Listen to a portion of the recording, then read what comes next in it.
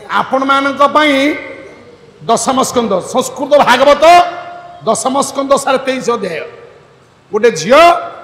दिन को 24 थे मंत्रटा पढ़ू चैनल लगी 84 दिन भितर से झीर विभाग निश्चित हम भागवत दशम स्कंद 23 अध्याय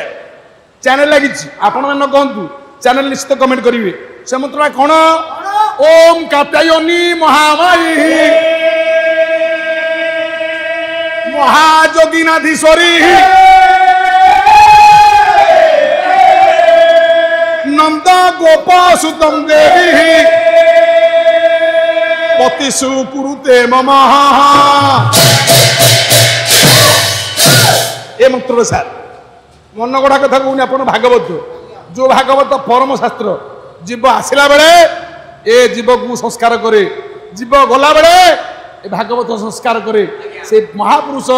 महापुराण रे केते सुंदर कथा कहले।